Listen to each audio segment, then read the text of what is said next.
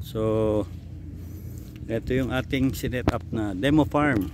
So dito sa 5 plot, yan, Ramgo seeds. So 1, 2, 3, 4, 5, 6, 7, 8, 9, 10. Oh, naging ano pa. Yan. So halo-halo. Yan. Ramgo seeds. Dito Ramgo seeds. Punta naman tayo dito sa yan, sitaw ng Seedworks. Yan.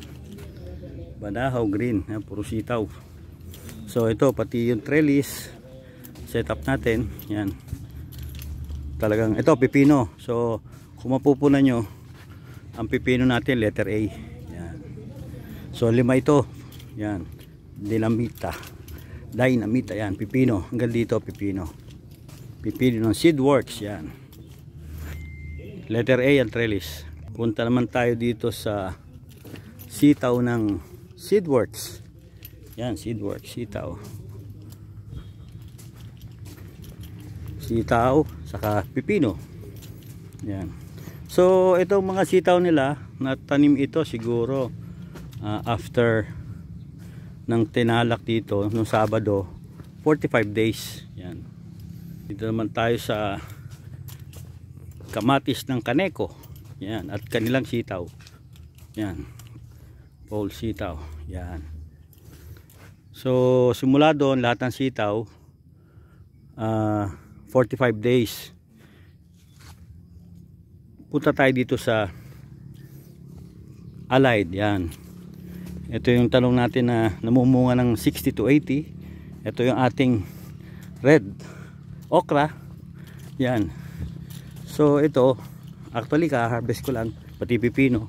Yan, makita nyo nawala na yung bunga pero marami pa rin.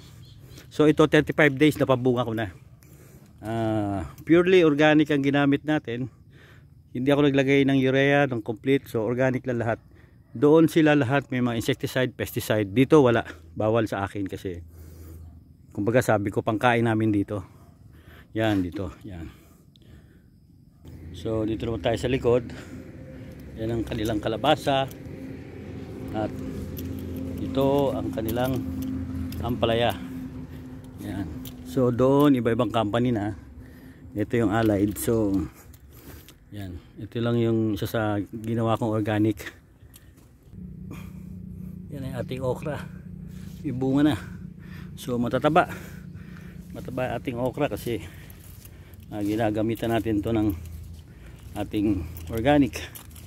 Yan, organically grown. Yan, okra. Ito yung ating hybrid na talong, clustering. So, yung sinasabi kong 60 to 80 kasi kita nyo sa isang sanga 1, 2, 3, 4, 5, 6. Diba? 7. Oh, ito ay 6. Oh, ito ay 5. Oh. Ayan oh, sanga. Yan, sanga. Yan, lahat sila clustering. Oh. Ilang bulaklak. So kung sa sanga merong 6, 7, 8, may 10 sanga. Doon sa 8 siguro aabot nga ng 80. Yung ating hybrid na talong. Cluster ito. Yan. Dito tinanim natin ay yan. Sibuyas. Yan, red dragon onion. Yan, sibuyas. Doon sa kabila, tinanim natin ay cauliflower. Ito yung harvest natin ngayon lang. Doon sa isang trellis lang. Yan. Siguro may mga 5 kilo siguro ito. Yan. So, ito yung ating garden. Yan. Papaligiran din ng mangosteen.